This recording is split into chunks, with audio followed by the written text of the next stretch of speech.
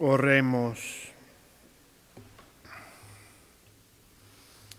Acuérdate, Señor, de tu gran misericordia y santifica a tus siervos con tu constante protección, ya que por ellos Cristo, tu Hijo, derramado su sangre, instituyó el misterio pascual, el que vive y reina por los siglos de los siglos. Amén.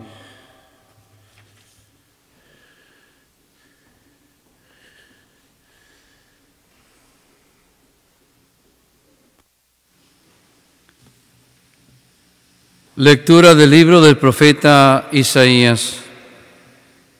He aquí que mi siervo prosperará, será engrandecido y exaltado, será puesto en alto.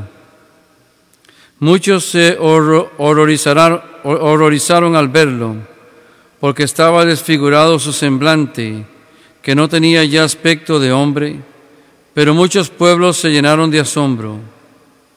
Ante él los reyes cerrarán la boca, porque verán lo que nunca se les había contado y comprenderán lo que nunca se habían imaginado. ¿Quién habrá de creer lo que hemos anunciado? ¿A quién se le revelará el poder del Señor? Creció en su presencia como planta débil, como una raíz en el desierto. No tenía gracia ni belleza. No vimos en él ningún aspecto atrayente, despreciado y rechazado por los hombres, varón de dolores, habituado al sufrimiento, como uno del cual se aparta la mirada, despreciado y desestimado. Él soportó nuestros sufrimientos y aguantó nuestros dolores.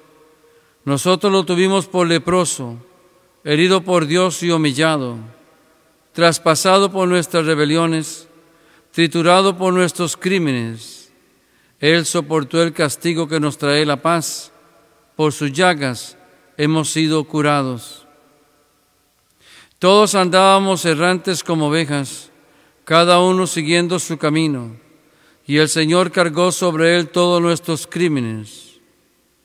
Cuando lo maltrataban, se humillaba y no abría la boca, como un cordero llevado a degollar, como oveja ante el esquilador, enmudecía y no abría la boca. Inicuamente y contra toda justicia se lo llevaron. ¿Quién se preocupó de su suerte? Lo arrancaron de la tierra de los vivos, lo hirieron de muerte por los pecados de mi pueblo. Le dieron sepultura con los malhechores a la hora de su muerte, aunque no había cometido crímenes, ni hubo engaño en su boca. El Señor quiso titularlo con el sufrimiento, cuando entregué su vida como expiación. Verá a sus descendientes, prolongará sus años, y por medio de él prosperarán los designios del Señor. Por las fatigas de su alma verá la luz y se saciará. Con sus sufrimientos justificará a mi siervo a muchos, cargando con los crímenes de ellos. Por eso le daré una parte entre los grandes, y con los fuertes repartirá despojos, ya que indefenso se entregó a la muerte y fue contado entre los malhechores, cuando tomó sobre sí las culpas de todos y intercedió por los pecadores. Palabra del Señor.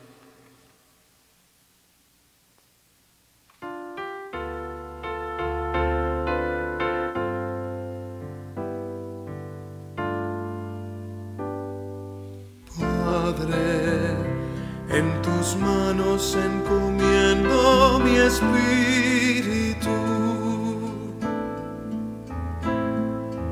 Padre, en tus manos encomiendo mi espíritu.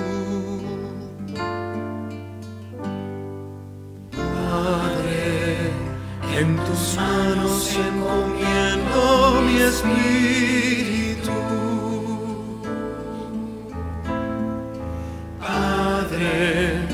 En tus manos encomiendo mi espíritu. A ti, Señor, me acojo,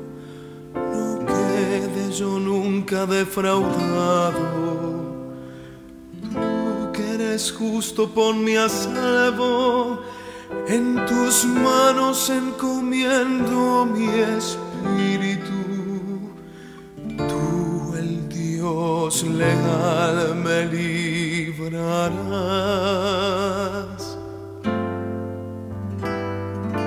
Padre, en tus manos encomiendo mi espíritu. Padre, en tus manos encomiendo mi espíritu.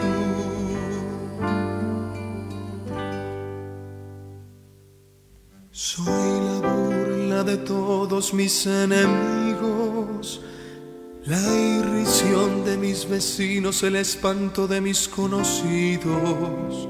Me ven por la calle y escapan de mí. Me han olvidado como a un muerto. Me han desechado como un cacharro inútil.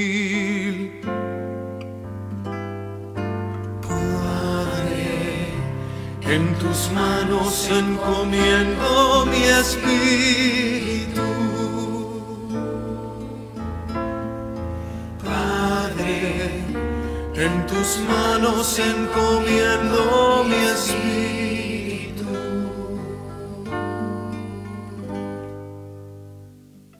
Pero yo confío en ti, Señor.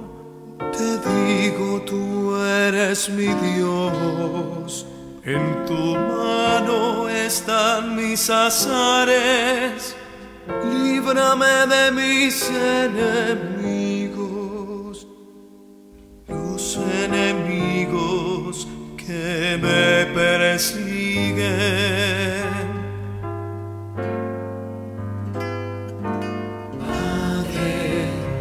En tus manos encomiendo mi espíritu.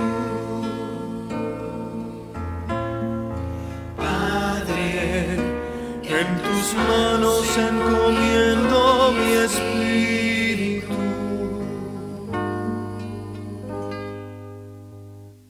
Haz brillar tu rostro sobre tu siervo.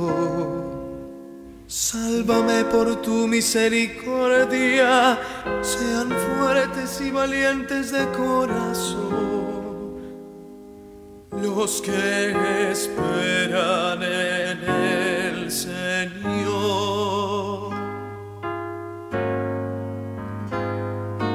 Padre, en tus manos encomiendo mi espíritu.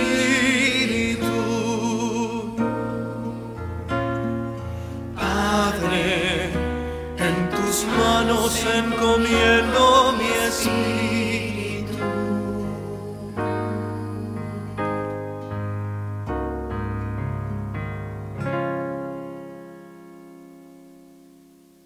Lectura de la carta a los Hebreos.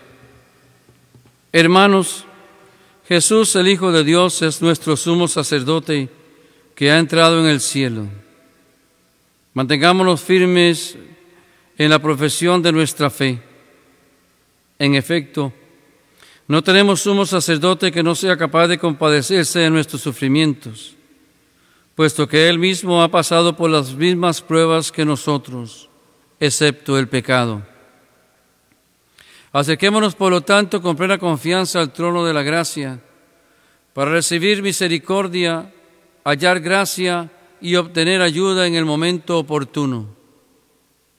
Precisamente por eso, Cristo, durante su vida mortal, ofreció oraciones y súplicas con poderoso clamor y lágrimas a aquel que podía liberarlo de la muerte, y fue escuchado por su piedad.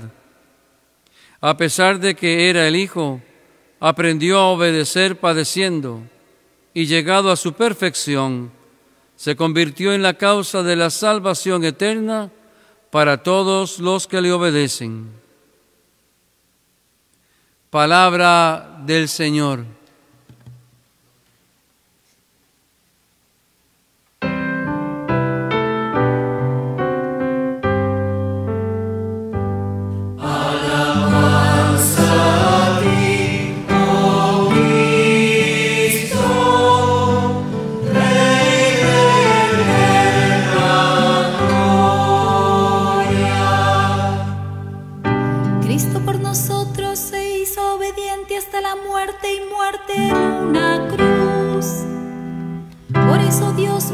juicio y le concedió el nombre sobre todo nombre. Alabanza a ti, oh Cristo, Rey de eterna gloria. Pasión de nuestro Señor Jesucristo según San Juan. En aquel tiempo Jesús fue con sus discípulos al otro lado del torrente Cedrón, donde había un huerto, y entraron allí en él y sus discípulos. Judas, el traidor, conocía también el sitio, porque Jesús se reunía a menudo allí con sus discípulos. Entonces Judas tomó un batallón de soldados y guardias de los sumos sacerdotes y de los fariseos, y entró en el huerto con linternas, antorchas y armas. Jesús, sabiendo lo que iba a suceder, se adelantó y les dijo: ¿A quién buscan? Le contestaron. A Jesús el Nazareno. Les dijo Jesús. Yo soy. Estaba también con ellos Judas, el traidor. Al decirles yo soy, retrocedieron y cayeron a tierra. Jesús les volvió a preguntar: ¿A quién buscan? Ellos dijeron: A Jesús el Nazareno. Jesús contestó: Les he dicho que soy yo. Si me buscan a mí, dejen que estos se vayan. Así se cumplió lo que Jesús había dicho: no he perdido a ninguno de los que me diste. Entonces Simón Pedro, que llevaba una espada, la sacó e hirió a un criado del sumo sacerdote y le cortó la oreja derecha. Este criado se llamaba Malco. Dijo entonces Jesús a Pedro: Métele espada en la vaina. ¿No voy a beber del cáliz que me ha dado mi Padre? El batallón, su comandante y los criados de los judíos apresaron a Jesús. Lo ataron y lo llevaron primero ante Anás, porque era suegro de Caifás, sumo sacerdote aquel año. Caifás era el que había dado a los judíos este consejo: conviene que muera un solo hombre por el pueblo. Simón Pedro y el otro discípulo iban siguiendo a Jesús. Este discípulo era conocido del sumo sacerdote y entró con Jesús en el palacio del sumo sacerdote, mientras Pedro se quedaba afuera, junto a la puerta. Salió el otro discípulo, el conocido del sumo sacerdote, habló con la portera e hizo entrar a Pedro. La portera dijo entonces a Pedro: ¿No eres tú también uno de los discípulos de ese hombre? Él le dijo: No lo soy. Los criados y los guardias habían encendido un brasero, porque hacía frío y se calentaban. También Pedro estaba con ellos de pie calentándose. El sumo sacerdote interrogó a Jesús acerca de sus discípulos y su doctrina. Jesús le contestó: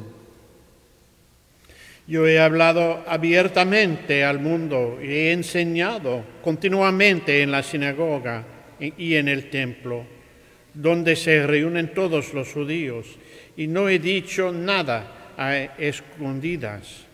¿Por qué me interrogas a mí? Interroga a los que me han oído sobre lo que les he hablado. Ellos saben lo que he dicho. Apenas dijo esto, uno de los guardias le dio una bofetada a Jesús diciéndole: ¿Así contestas al sumo sacerdote? Jesús le respondió: Si he faltado al hablar, demuestra en qué he faltado. Pero si he hablado como se debe, ¿por qué me pegas?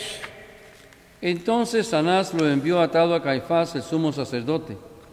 Simón Pedro estaba de pie calentándose y le dijeron: ¿No eres tú también uno de los discípulos?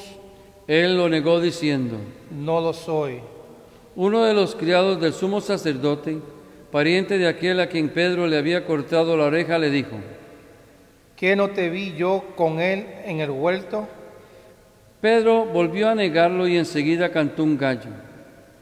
Llevaron a Jesús a casa de Caifás al pretorio. Era muy de mañana y ellos no entraron en el palacio para no incurrir en impureza y poder así comer la cena pascual. Salió entonces Pilato de donde estaban ellos y les dijo: ¿De qué acusan a este hombre? Le contestaron: Si este no fuera un malhechor, no te lo hubiéramos traído. Pilato les dijo: Pues llévenselo y júzguenlos según su ley. Los judíos le respondieron: No estamos autorizados para dar muerte a nadie. Así se cumplió lo que había dicho Jesús, indicando de qué muerte iba a morir.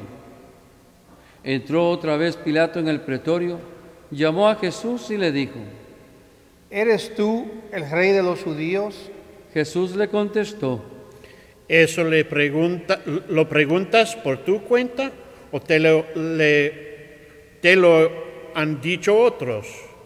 Pilato respondió: ¿Acaso soy yo judío? Tu pueblo y los sumos sacerdotes te han entregado a mí. ¿Qué es lo que has hecho? Jesús le contestó: Mi reino no está de este mundo. Si mi reino fuera de este mundo, mis servidores habrían luchado para que no cayera yo en manos de los judíos. Pero mi reino no es de aquí. Pilato le dijo: ¿Con qué tú eres rey? Jesús le contestó: Tú lo has dicho, soy rey. Yo nací y vine al mundo para ser testigo de la verdad. Todo el que es de la verdad escucha mi voz. Pilato le dijo: ¿Y qué es la verdad? Dicho esto, salió otra vez a donde estaban los judíos y les dijo: No encuentro en él ninguna culpa. Entre ustedes es costumbre que por Pascua ponga en libertad a un preso. ¿Quieren que les suelte al rey de los judíos? Pero todos ellos gritaron: No, a ese no, a Barrabás. El tal Barrabás era un bandido. Entonces Pilato tomó a Jesús y lo mandó a azotar. Los soldados trenzaron una corona de espinas, se la pusieron en la cabeza, le echaron encima un manto de color púrpura y acercándose a él le decían: ¡Viva el rey de los judíos! Y le daban bofetadas. Pilato salió otra vez afuera y les dijo: Aquí lo traigo para que sepan que no encontré en él ninguna culpa. Salió pues Jesús llevando la corona de espinas y el manto color púrpura. Pilato les dijo: Aquí está el hombre. Cuando lo vieron los sumos sacerdotes y sus servidores gritaron: Crucifícalo, crucifícalo. Pilato les dijo: Llévenselo ustedes y crucifíquenlo, porque yo no encuentro culpa en él. Los judíos le contestaron: Nosotros tenemos una ley y según esa ley tiene que morir, porque se ha declarado Hijo de Dios. Cuando Pilato oyó estas palabras, se asustó aún más y entrando otra vez en el pretorio, dijo a Jesús: ¿De dónde eres tú? Pero Jesús no le respondió. Pilato le dijo entonces: ¿A mí no me hablas? ¿No sabes que tengo autoridad para soltarte y autoridad para crucificarte? Jesús le contestó: No tendrías ninguna autoridad sobre mí si no te le hubieran dado de lo alto. Por eso, el que me ha entregado a ti tiene el pecado mayor. Desde ese momento, Pilato trataba de soltarlo, pero los judíos gritaban: Si sueltas a ese, no eres amigo del César, porque todo el que pretende ser rey es enemigo de César. Al oír estas palabras, Pilato sacó a Jesús y lo sentó en el tribunal, en el sitio que se llama El Enlosado, en hebreo Gábata. Era el día de la preparación de la Pascua hacia el mediodía, y dijo Pilato a los judíos: Aquí tienen a su rey. Ellos gritaron: Fuera, fuera, crucifícalo. Pilato les dijo: ¿A su rey voy a crucificar? Contestaron los sumos sacerdotes: no tenemos más rey que el César. Entonces se lo entregó para que lo crucificaran. Tomaron a Jesús y él, cargando con la cruz, se dirigió hacia el sitio llamado la Calavera, que en hebreo se dice Gólgota, donde lo crucificaron, y con él a otros dos, uno de cada lado, y en medio a Jesús. Pilato mandó escribir un letrero y ponerlo encima de la cruz. En él estaba escrito: Jesús el Nazareno, el Rey de los judíos. Leyeron el rótulo muchos judíos, porque estaba cerca del lugar donde crucificaron a Jesús, y estaba escrito en hebreo, latín y griego. Entonces los sumos sacerdotes de los judíos le dijeron a Pilato: No escribas el Rey de los judíos, sino este ha dicho: soy Rey de los judíos. Pilato les contestó: Lo escrito, escrito está. Cuando crucificaron a Jesús, los soldados cogieron su ropa e hicieron 4 partes, una para cada soldado, y apartaron la túnica. Era una túnica sin costura, tejida toda de una pieza de arriba a abajo. Por eso se dijeron: No las rasguemos, sino echemos suertes para a ver a quién le toca. Así se cumplió lo que dice la Escritura: se repartieron mi ropa y echaron a suerte mi túnica. Y eso hicieron los soldados. Junto a la cruz de Jesús estaban su madre, la hermana de su madre María, la de Cleofás, y María Magdalena. Al ver a su madre y junto a ella al discípulo que tanto quería, Jesús dijo a su madre: Mujer, ahí tienes tu hijo, Luego dijo al discípulo: ahí está tu madre. Y desde entonces el discípulo se la llevó a vivir con él. Después de esto, sabiendo Jesús que todo había llegado a su término, para que se cumpliera la Escritura, dijo: Tengo sed. Había allí un jarro lleno de vinagre. Los soldados sujetaron una esponja empapada en vinagre a una caña de hisopo y se la acercaron a la boca. Jesús probó el vinagre y dijo: Todo está cumplido. E inclinando la cabeza, entregó el Espíritu.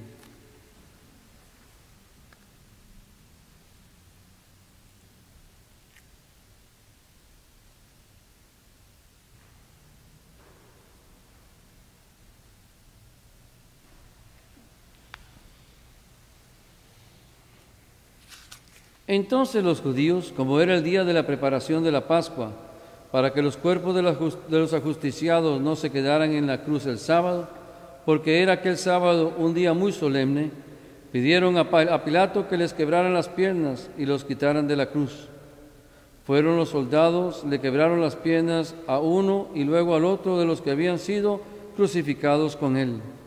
Pero al llegar a Jesús, viendo que ya había muerto, no le quebraron las piernas, sino que uno de los soldados le traspasó el costado con una lanza, y de inmediatamente salió sangre y agua. El que vio da testimonio de esto, y su testimonio es verdadero, y él sabe que dice la verdad, para que también ustedes crean. Esto sucedió para que se cumpliera la Escritura que dice: no le quebrarán ningún hueso. Y en otro lugar la Escritura dice: mirarán al que traspasaron. Después de esto, José de Arimatea, que era discípulo de Jesús, pero oculto por miedo de los judíos, pidió a Pilato que le dejara llevarse el cuerpo de Jesús. Y Pilato se lo autorizó. Él fue entonces y se llevó el cuerpo. Llegó también Nicodemo, el que había ido a verlo de noche, y trajo unas 100 libras de una mezcla de mirra y áloe. Tomaron el cuerpo de Jesús y lo envolvieron en lienzos con esos aromas, según se acostumbraba a enterrar a los judíos. Había un huerto en el sitio donde lo crucificaron, y en el huerto un sepulcro nuevo, donde nadie había sido enterrado. Y como para los judíos era el día de la preparación de la Pascua, y el sepulcro estaba cerca, allí pusieron a Jesús. Palabra del Señor. Gloria a ti, Señor Jesús.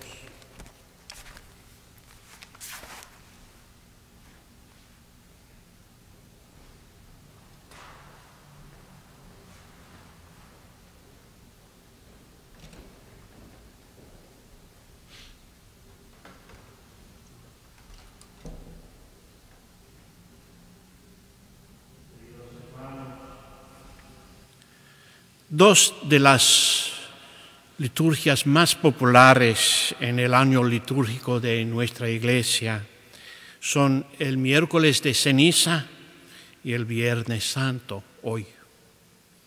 Esto es sorprendente sobre todo porque ambos se centran en lo que podríamos llamar el lado más sombrío de nuestra fe. No son celebraciones alegres como muchas de las misas de otras grandes fiestas del año, como la Navidad o la Pascua o Pentecostés.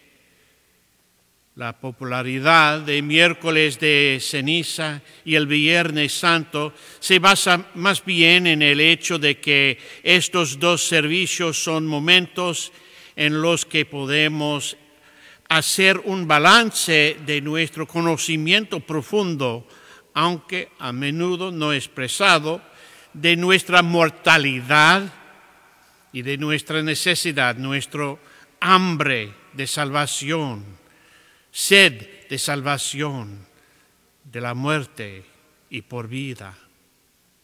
El miércoles de ceniza y el Viernes Santo nos ofrecen la promesa de esa salvación sin abaratar ni aclarar cuánto pesa sobre nosotros nuestra mortalidad. En estos días hemos pasado tiempos muy difíciles en nuestra ciudad, en nuestro país, en nuestra parroquia. Estamos andando con Cristo en su pasión y es un momento muy doloroso para nosotros, un momento cuando nosotros sí podemos reflexionar sobre la muerte de amigos nuestros, familia nuestra, la muerte propia de nosotros mismos, pensando en lo que va a pasar. Muchos vivimos ahora casi encarcelados en nuestra casa y vivimos en miedo de que esta enfermedad va a tocar a nosotros o a otro miembro de la familia. Y sabemos que todos en nuestra ciudad están viviendo con este miedo. Pero hay algo importante para nosotros considerar en este momento. Buscamos aquella palabra que viene directamente de Dios, que puede asistirnos, no simplemente aceptar la realidad en que vivimos, sino vivir más fielmente el amor de Dios en este mundo, el amor de Dios que Él expresó tan personalmente en este misterio de su pasión y su muerte en la cruz. Una imagen que hemos recibido del Evangelio que acabamos de escuchar de la muerte de Jesús es que después de Él murió, un soldado lanzó a Él y salió de su costado el agua y la sangre.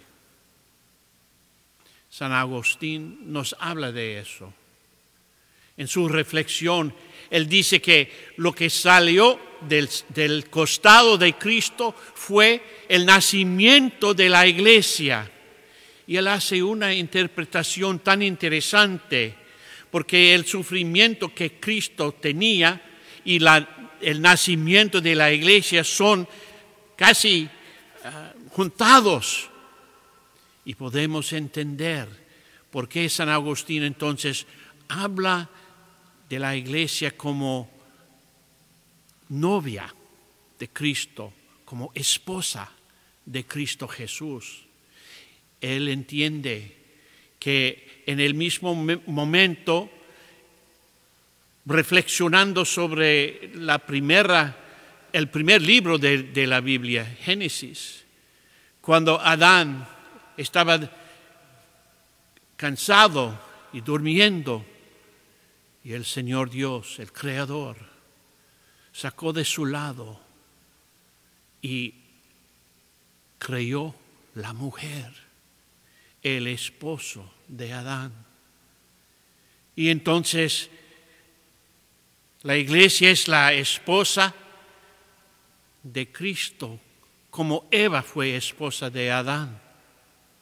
Y Cristo entonces es el nuevo Adán, parte de una nueva creación, un nuevo momento en la vida, cuando nosotros podemos decir, sí, hemos sido sepultados con Cristo y hemos resucitado con Él.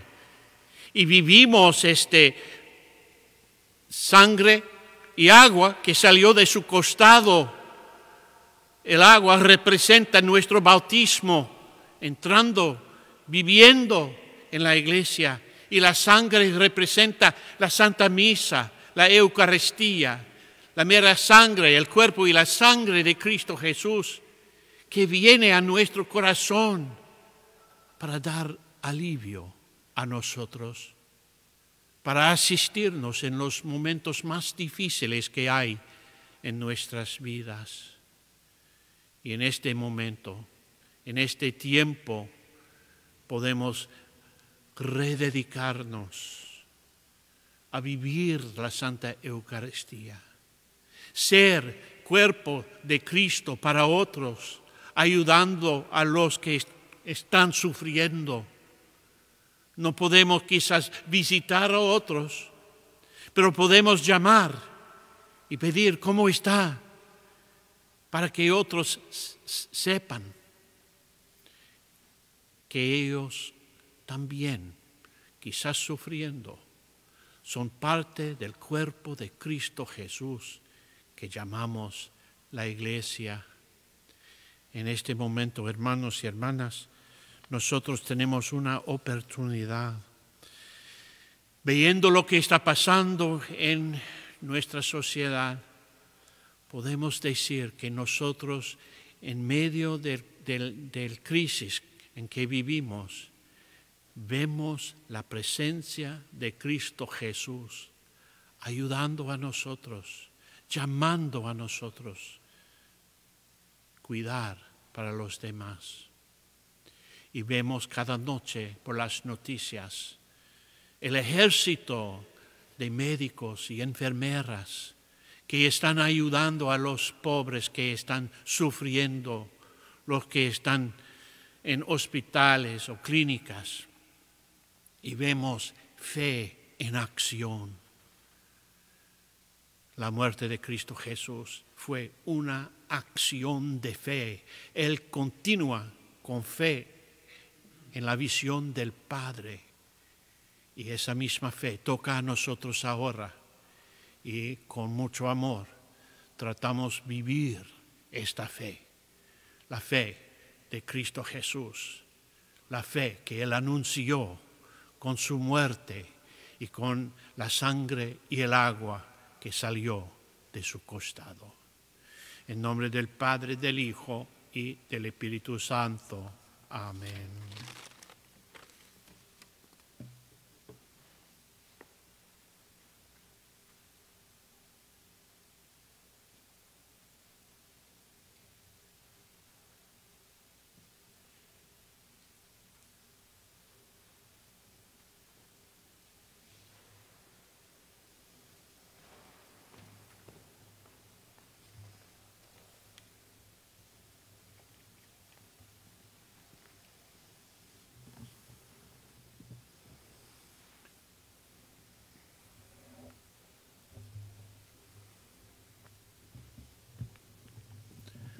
Oremos, queridos hermanos, por la Santa Iglesia de Dios, para que nuestro Dios y Señor le conceda la paz y la unidad y se digne protegerla en toda la tierra y nos conceda glorificarlo como Dios Padre omnipotente, con una vida pacífica y serena.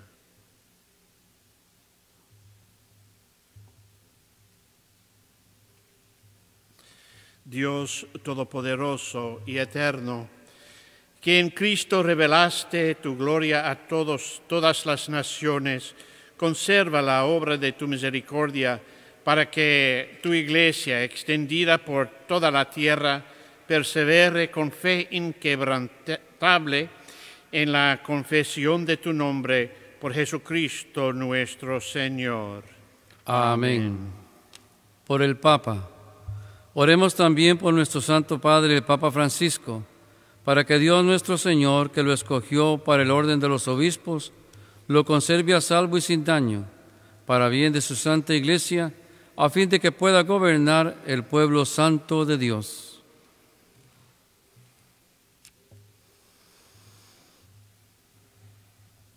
Dios Todopoderoso y Eterno, cuya sabiduría gobierna el universo, atiende favorablemente nuestras súplicas y protege con tu amor al Papa que nos diste, para que el pueblo cristiano que tú mismo pastoreas prosegue bajo su cuidado en la firmeza de tu fe, por Jesucristo nuestro Señor. Amén. Por el pueblo de Dios y sus ministros. Oremos también por nuestro obispo Nicolás de Marcio, por todos los obispos, presbíteros y diáconos de la Iglesia, y por todo el pueblo santo de Dios.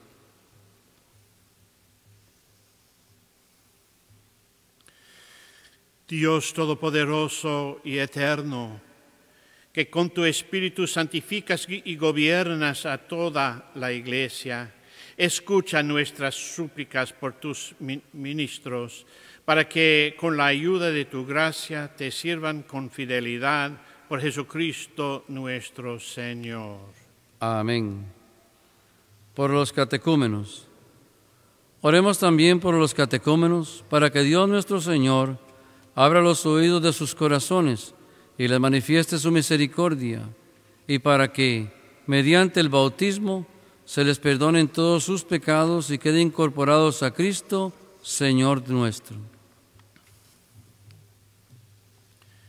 Dios Todopoderoso y Eterno, que sin cesar conduces nuevos hijos a tu Iglesia, acrecienta la fe y el conocimiento a los catecúmenos, para que, renacidos en la fuente bautismal, los cuentes entre tus hijos de adopción, por Jesucristo nuestro Señor.